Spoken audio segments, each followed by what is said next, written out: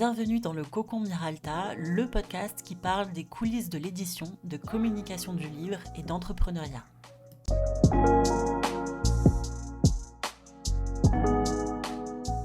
Un, deux, trois. Hello, je m'appelle Marion, je suis éditrice et j'ai fondé Miralta Édito début 2021. C'est une agence éditoriale. Moi, je suis Fanny, je suis assistante d'édition, je travaille avec Marion depuis septembre 2022. Ensemble, on a fondé le Cocon Miralta, qui est un podcast qui parle d'entrepreneuriat et des coulisses de l'édition. À chaque podcast, à chaque épisode, on se pose une question en particulier. On essaie de fournir des éléments de réponse avec notre expérience et notre point de vue. Donc, on n'est pas des coachs ou des pros en entrepreneuriat, mais on a simplement notre point de vue qui est quand même assez complet. Ça fait un moment qu'on est dedans. Pas du tout. C'est ça fait pas du tout longtemps qu'on est là.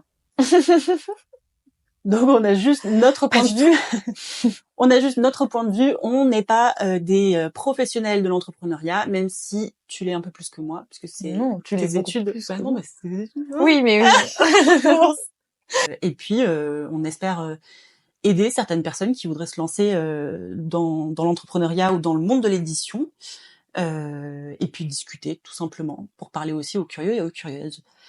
On boit quoi, Fanny? Aujourd'hui, on boit un rooibos d'Afrique du Sud. Ok. Et du coup, quel est le thème d'aujourd'hui?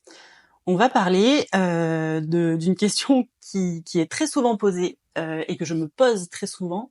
Comment être pro sur les réseaux sociaux?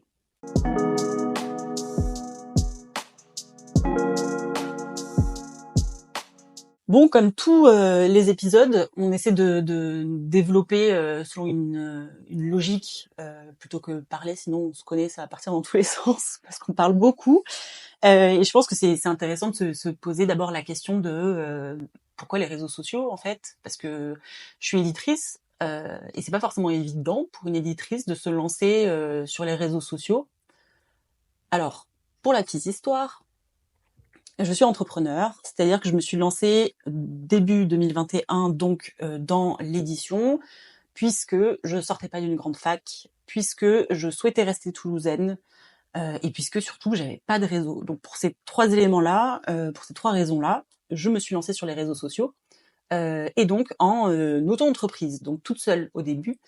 J'ai été sur Instagram au tout début. Pourquoi? Parce que c'est ce que je connaissais. Je connaissais pas encore TikTok. J'avais un compte Instagram perso, donc j'avais pas du tout de compte Bookstagram, etc. Et je connaissais absolument pas TikTok. Donc je me lance début 2021 sur Instagram. 1 an et demi plus tard, je commence à avoir des missions, je commence à gagner ma vie. Et donc je décide de t'embaucher. Et à partir de là, notre regard sur les réseaux sociaux a un peu changé. Est-ce que tu veux expliquer pourquoi? Alors oui, c'est vrai que ça a changé. Alors rien que en ce qui me concerne, c'est vrai que je suis rentrée au sein de l'entreprise de Miralta Édito grâce à Instagram. Parce que pour la première fois, je voyais une annonce sur Instagram pour un poste, pour une offre d'emploi. C'est vrai que ça change. Souvent, on va sur Indeed, LinkedIn. Donc, c'était déjà à ce niveau-là, je me suis dit, ok, donc on peut être pro, on peut faire quelque chose, voilà, de pro, mais être sur les réseaux sociaux. Et j'ai eu mon alternance grâce à Instagram. Et par la suite, le fait de m'avoir pris en alternance, ça t'a permis d'avoir plus de temps pour TikTok et pour la communication. C'est vrai, j'avais créé un compte TikTok, alors un peu avant que tu arrives, en réalité, mais il était vide. Ou alors je prenais mes vidéos d'Instagram que je mettais sur TikTok, ce qu'il faut pas forcément faire, et ça marchait pas. Et puis j'étais pas du tout régulière. À partir du moment où t'es arrivé, j'ai pu me lancer de manière sérieuse sur TikTok, même si le mot sérieux à côté de TikTok, ça peut paraître surprenant, mais on y reviendra. Et c'est vrai que c'est à ce moment-là, en fait, où mon entreprise a vraiment décollé, puisque que ce soit Instagram ou TikTok, j'ai trouvé toutes mes missions, tout le travail que j'ai pu faire, c'était grâce à Instagram, et puis plus tard grâce à TikTok. Donc c'est vrai que cette question, comment être pro sur les réseaux, moi je me dis bêtement et de manière un peu naïve, je suis pro grâce au réseau. Après, c'est vrai que derrière cette expression-là, comment être pro sur les réseaux, c'est pas tellement comment trouver du travail, c'est comment rester légitime alors qu'on est sur TikTok et que on est, je suis TikTokeuse entre guillemets, TikTok a une sale réputation a priori. Alors ça a beaucoup changé, mais c'est vrai que la réputation de TikTok, voilà, c'est de la danse, c'est des petits sketchs. Donc est-ce que je peux être éditrice et être sur TikTok? Et surtout la question, c'est vrai, c'est ça, c'est ce qui est assez, on le remarque quand on va à des événements influenceurs, c'est que toutes les personnes que l'on croise, ce sont des personnes qui sont influenceurs littéraires, mais du coup c'est pas réellement leur métier. Toi, ton objectif, c'est de montrer aussi que, alors certes, enfin c'est surtout via les réseaux sociaux que ton métier c'est l'édition, c'est d'être éditrice, c'est de faire de la communication pour des maisons d'édition. Et donc, c'est en quelque sorte de la pub pour autre chose, on va dire. C'est de la communication pour autre chose. Alors que les personnes que l'on rencontre au quotidien dans les événements, les influenceurs littéraires, c'est en quelque sorte leur passe-temps. C'est Moi, je suis pas du tout d'accord, par contre. Les influenceurs littéraires, c'est leur métier. Il y en a qui sont influenceurs littéraires, qui gagnent leur vie grâce à ça, grâce à l'influence mais littéraire. C'est pas du tout un passe-temps, au contraire. dans le sens où c'est Ils sont pros. bah il y a quand même influenceurs littéraires, ça dépend qui, mais il y en a quand même beaucoup. En fait, c'est ça. En fait, je pense que je comprends ce que tu veux dire. En gros, pour moi, TikTok, c'est pas pour être influenceur littéraire. TikTok, c'est aussi pour faire vivre mon entreprise, qui est une agence éditoriale. Mais par exemple, quand on était pour PKJ à l'avant-première d'Hunger Games, on a croisé plein d'influenceurs littéraires. Eux, c'est leur métier. C'est être influenceur littéraire. C'est-à-dire que TikTok, c'est leur métier. Oui, parce que c'est devenu au fur et à mesure de leur Oui, et bien ça sûr. reste à leur nom et ça reste leur métier principal. Ce que je voulais dire, c'est que toi justement, c'est pas ton métier, on va dire principal, et tu te sers de TikTok en quelque sorte pour mettre en avant tes prestations et ce que tu réalises. Pas que. Là aussi, je suis pas d'accord avec toi. C'est bien qu'on soit pas d'accord. En fait, j'ai rien compris à mon entreprise. Voilà. Bon, bah super, nickel. Non, mais en fait, je comprends ce que tu veux dire, mais je suis pas forcément d'accord. Je me sers pas de TikTok pour faire de la pub pour mon entreprise ou pour faire. En gros, TikTok, c'est aussi un moyen de faire grandir une communauté. Déjà parce que je parle de choses qui me plaisent. Déjà parce que c'est un métier passion. C'est vrai que quand je fais une vidéo TikTok, je me dis pas comment le tourner pour faire de la pub ou pour toucher des éditeurs qui vont ensuite m'appeler pour que je fasse une mission pour eux. Non, Il bien y a sûr. énormément de Oui, non. de passion, puis ça en fait ça me plaît de le faire. Si c'était uniquement de la pub, je pense que je prendrais beaucoup moins de plaisir. Je me rends compte que j'adore ce que je fais. Et surtout maintenant, je crée du contenu sur TikTok, mais pas que pour moi en fait. Là où tu as entièrement raison, c'est que il y a des entreprises qui m'appellent et qui me contactent et pour qui je travaille, que ce soit Stock, Point, la librairie Mola, Gallmeister, etc., pour faire du contenu pour leur compte. Donc là, oui, effectivement, il faut être stratégique et on crée du contenu pour promouvoir des livres. Mais sur mon compte à moi, mon objectif, c'est surtout de faire vivre une communauté et en fait, derrière, d'être légitime justement parce que j'ai une grande communauté. Donc, je comprends ce que tu veux dire, mais par ailleurs, toutes mes vidéos TikTok sont pas tournées dans le but de faire de la com ou Oui, la non, ça promotion c'est de trucs. évident, oui. Ce que j'entendais par là, c'est ben ça, je pense qu'on va en venir, c'est quand tu te retrouves face à des personnes qui sont dans l'édition, qui connaissent pas vraiment les réseaux sociaux et qui vont te présenter pas en tant que éditrice, mais en tant que TikTokeuse. Et là, pour le coup, c'est ça, c'est que c'est pas ton métier, on va dire principal. C'est ça que j'entends, c'est que ceux qui sont influenceurs littéraires, si justement ils sont rémunérés sur TikTok, ça va être leur métier, mais pour présenter des livres, pour faire de l'influence. Alors que pour le coup, toi, t'as d'autres casquettes que simplement TikTokeuse. C'est plus dans ce sens-là. Bien évidemment, tu ne fais pas des vidéos juste pour servir tes propres intérêts. C'est aussi pour parler de ton métier, de ta passion et pour faire vivre justement la communauté Miralta, bien évidemment. Ben, en fait, de toute façon, je pense que on peut pas ouvrir un compte TikTok dans le simple but de promouvoir quelque chose. Même tu regardes les comptes TikTok qui sont hyper influents comme Duolingo, comme Ryanair, comme Decathlon, ils ont des comptes TikTok qui sont mais hilarants quoi. C'est super bien trouvé. Ils ont trouvé le truc, c'est-à-dire que il faut faire rire, vivre la communauté. Et oui, forcément derrière, tu fais vivre ton entreprise, bien évidemment. Mais il y a des vidéos de Ryanair où très clairement tu te dis, waouh, avec cette vidéo, il va pas vendre des billets d'avion, quoi. Tu vois, C'est sûr. Mais ouais, en fait, c'est ça. Pour alimenter un réseau, il faut se faire connaître. Et pour se faire connaître, il faut faire des vidéos et parler à des gens. Donc, je pense que oui, effectivement, par rebond, par stratégie de rebond, oui, je fais vivre mon entreprise par ça. Mais tu sais, c'est ce que j'explique aux entreprises, le fameux know, like, trust. Mhm. Se faire connaître, se faire apprécier et inspirer la confiance. Et ça, ça passe par tout un processus qui est parfois long. Quand tu plantes une graine de tomate, je dis n'importe quoi, tu t'attends pas à avoir des tomates le lendemain, quoi, à te faire une petite salade tomate mozza le lendemain. Tu sais que ça va être long. Tu la plantes, tu sais pourquoi tu la plantes, mais il faut l'arroser, prendre du temps. Peut-être que la première année, elle va pas faire de tomates, ça c'est comme ça, c'est la vie, ce genre de choses. Oui. Mais Mais oui, quand tu parlais des points négatifs, je vois entièrement ce que tu veux dire. Mais c'est vrai que ça, pour le coup, c'est aussi du marketing. Mm. Et c'est ce qui fait que ça marche. Le fait que, justement, tu ne parles pas vraiment de ton entreprise, Mm. de tes prestations, que tu sois pas très factuel et que tu parles justement de... Oui, en fait, tu, ce qui marche aussi sur ton TikTok, c'est le fait que tu montres ton humour, ta personnalité et l'image de ta marque. On peut parler aussi de Lena Situation, qui, quand elle vend, par exemple, des suites ou des gobelets ou des porte-clés, ce qui fait que les gens achètent, c'est pas parce que, alors c'est des jolis vêtements, ça peut être des jolis goodies, mais ce qui marche, c'est le fait que justement il y a des gens qui la suivent pour ce Mm. qu'elle est et pour l'image pour l'image de marque qu'elle a. Et donc ça a ce côté, c'est ce qui marche aussi avec toi.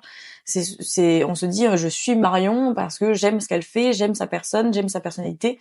Et du coup, c'est pour ça aussi que peut-être j'ai envie de travailler avec elle et pas avec Mm. quelqu'un d'autre, ou c'est son contenu quand une maison d'édition s'approche de toi. Il y a ce côté où on se dit, bon, là, elle est peut-être plus accessible. Elle a la manière dont elle a de faire des vidéos et de créer. C'est Mm. ça qui fait que j'ai envie de me rapprocher de cette entreprise-là. Mm. C'est vrai que c'est une stratégie à revoir en permanence parce que quand j'étais seule dans Miralta, mon contenu sur les réseaux sociaux, il n'était pas tout à fait le même que maintenant qu'on est deux, forcément, puisque c'est Miralta. D'ailleurs, il y a eu un moment sur Instagram où je suis passée de ma photo à un rebranding complet quand on a fait appel à Julie du studio SJ pour qu'elle nous accompagne dans l'identité graphique de Miralta. Et c'est vrai que j'ai eu un moment où j'ai eu besoin de passer sur les réseaux sociaux de Marion Miralta avec ma photo à Miralta Edito où on est deux et où finalement il faut une identité graphique parce que ça y est, je suis passée en société, je suis plus aux entrepreneurs. Et ça a été un grand moment aussi, je pense, dans la création de contenu en règle générale et sur ma manière d'être pro sur Instagram, où en fait, je suis passée d'un feed où il y avait que ma tête à un feed où il y a des couleurs, il y a une identité forte et marquée. Et c'est aussi ça, là où je fais la différence entre Instagram, qui est vraiment l'Instagram de Miralta Edito, où on est toutes les deux, et TikTok, où en fait, ce qui fonctionne sur TikTok, et là où en fait je suis quand même pro, je pense, c'est parler de mon métier d'éditrice et pas tellement de mes prestations. Sur TikTok, on peut pas parler de prestations. Il faut toujours parler de choses autour. Alors je reprends encore l'exemple des bougies. Celles qui vendent des bougies sur TikTok, c'est pas acheter mes bougies. C'est voici comment je fais ma bougie, j'ai une nouvelle collection de bougies, voilà comment je l'ai pensée, qu'est-ce que vous en pensez, regardez, je coule mes bougies, etc., etc. Je prépare un paquet avec vous, on prépare une commande, etc. Alors que sur Instagram, on peut poster une photo de bougie en disant nouvelle collection sort à 17h. Donc il y a une différence aussi. Je pense qu'être pro sur les réseaux sociaux, c'est savoir faire cette différence et savoir aussi ce qui fonctionne en fonction des réseaux sociaux. Puisque maintenant, on est pro sur les réseaux sociaux parce que on travaille pour des maisons d'édition et des marques grâce aux réseaux sociaux. L'agence éditoriale qui était uniquement axée sur l'édition devient aussi axée sur la communication et la communication aujourd'hui, c'est avant tout et surtout de la communication digitale, donc les réseaux sociaux. Donc a priori, cette expression comment être pro sur les réseaux sociaux, nous, ça nous semble assez évident. On est pro sur les réseaux parce que c'est notre profession. Mhm. Maintenant, c'est vrai que être pro, l'expression être pro, c'est comment rester sérieuse et légitime. C'est ça en fait, parce qu'il y a un double sens.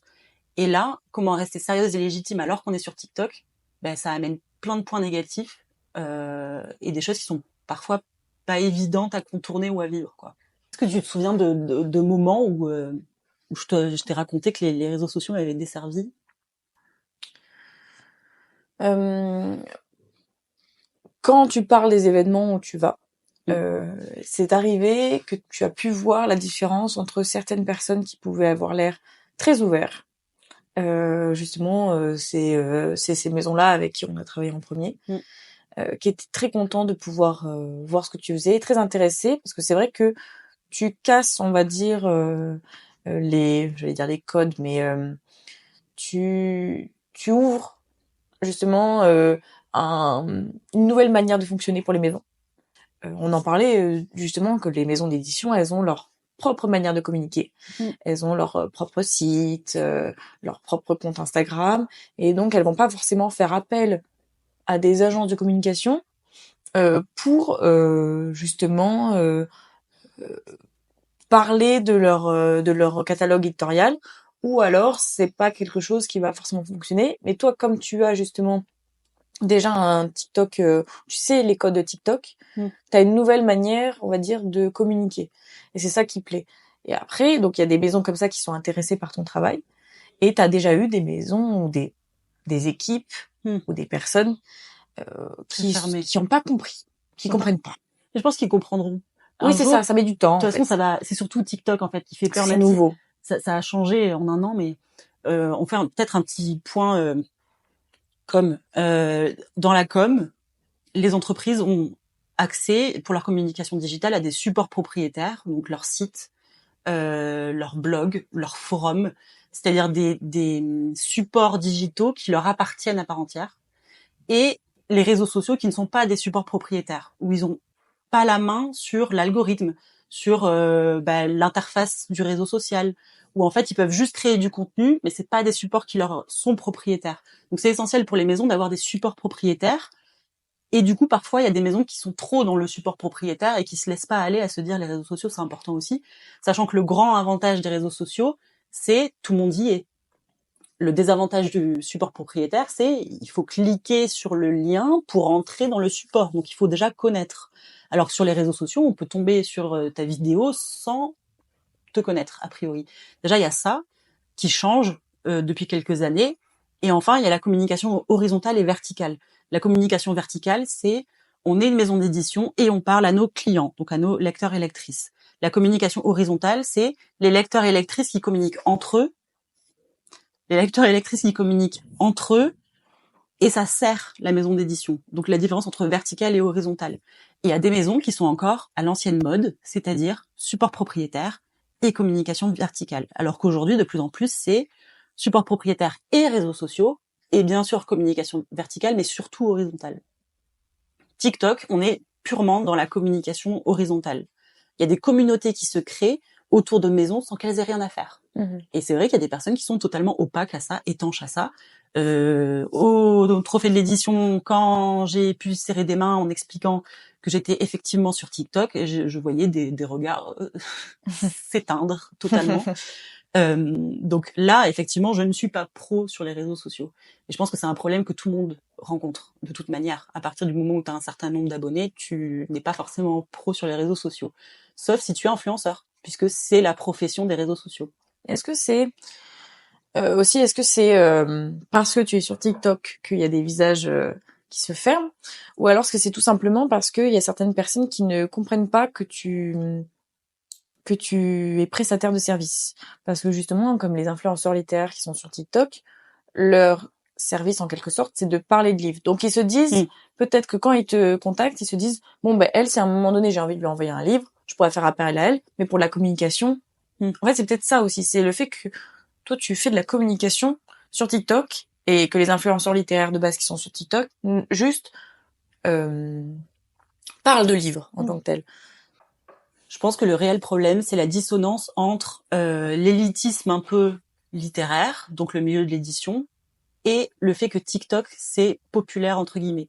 Et il y a des maisons, en fait, tu remarques, les maisons qui bossent avec nous, c'est des maisons qui ont un catalogue ouvert, qui ont des jeunes qui bossent dans leurs entreprises, qui ont des collections de sciences humaines qui bougent un peu les codes, féministes, par exemple. Les maisons qui ont des mauvais a priori sur les gens qui sont sur TikTok, c'est des maisons qui existent depuis très longtemps, qui sont tenues par des personnes qui ont un certain âge, etc., etc. Donc, surtout dans le monde de l'édition, il y a une espèce d'élitisme en fait littéraire, et des personnes qui pensent que la lecture n'est pas fait pour tout le monde. La lecture doit être une activité réservée à certaines personnes, pas tout le monde. Alors que sur TikTok, on trouve la populace entre gros guillemets. C'est ça. La populace. La populace. Et c'est vrai.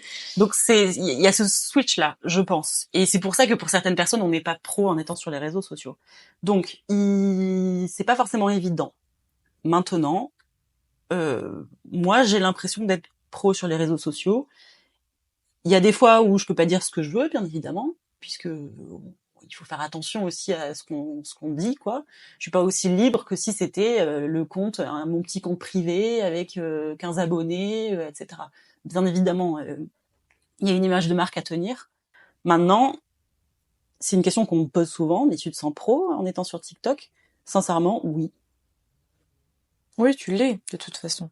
Si tu l'étais pas, dans tous les cas, tu n'aurais pas de clients. Donc, c'est-à-dire aussi que tu es digne de confiance et tu as su faire tes preuves dans ce que tu fais. Tu travailles aujourd'hui avec plusieurs maisons d'édition. Ce qui est agréable, c'est de voir que le bouche à oreille fonctionne aussi. Que au fur et à mesure que tu avances et que tu réalises des missions, on te fait de plus en plus confiance.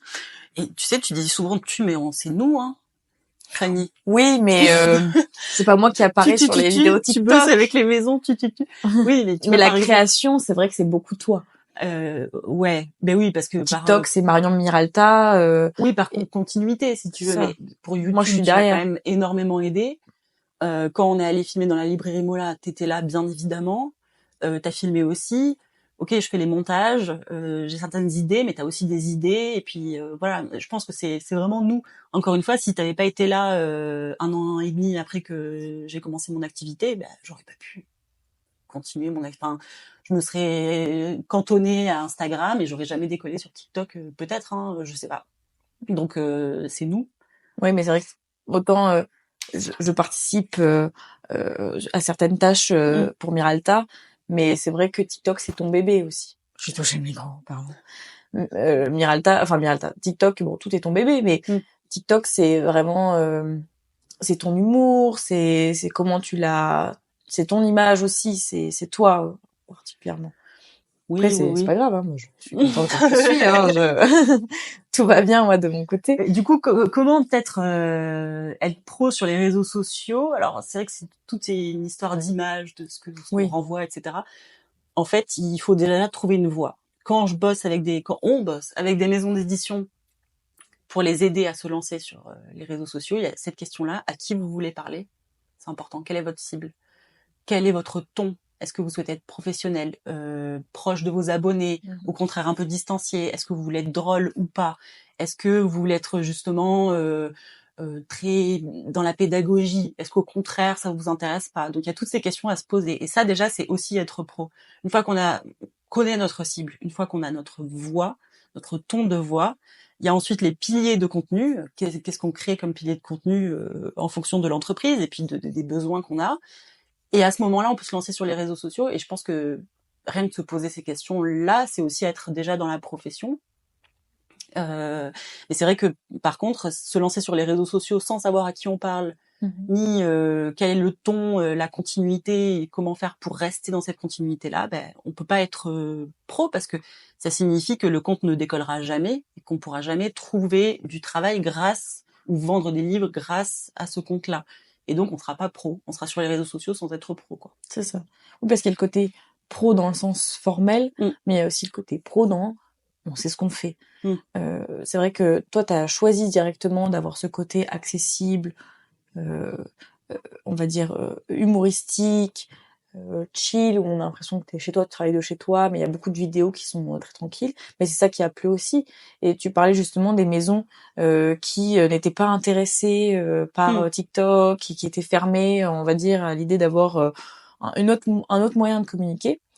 En réalité, ça nous va très bien aussi, dans le sens où on n'a pas vraiment envie de travailler avec des maisons qui sont extrêmement fermées, qui veulent un peu changer ou ne pas comprendre les codes de TikTok, et du coup rester très formel, très et qui veulent pas, on va dire, s'adapter à la communication qu'on connaît nous. Donc c'est plutôt agréable de savoir aussi que le tri se fait tout seul. C'est vrai que t'as raison. En fait, je pense que les maisons qui ne souhaitent pas être sur TikTok, c'est parce qu'elles comprennent pas la puissance que TikTok peut avoir. Et parce qu'elles ont l'image, et ça on peut pas leur en vouloir, de l'ancien TikTok. Pour bosser dans la com, il faut tout le temps être dans la mouvance, s'adapter, se renseigner, voir ce qui marche plus, voir ce qui apparaît plus, ce qui disparaît. De toute façon, les maisons qui pensent que TikTok ou que les réseaux sociaux sont pas faits pour elles vont changer d'avis très vite. C'est juste une question de temps, je pense. Oui, sincèrement. C'est ça. Il faut laisser le temps agir. Est-ce que le thé est froid, Fanny? Oui, le thé est froid. Le thé est froid. Je pense que le rooibos. Je pense qu'on va s'arrêter là. On a fait quand même le tour de la question. Il y aura bien évidemment d'autres épisodes où on creusera un peu plus certains aspects de cette question-là, et notamment les réseaux sociaux. On a prévu plusieurs épisodes de podcast qui creusent cette idée de réseau social, notamment dans le monde de l'édition. En attendant, on espère que cette vidéo / ce podcast vous aura plu. Et à très bientôt pour notre épisode. À très vite. Bye.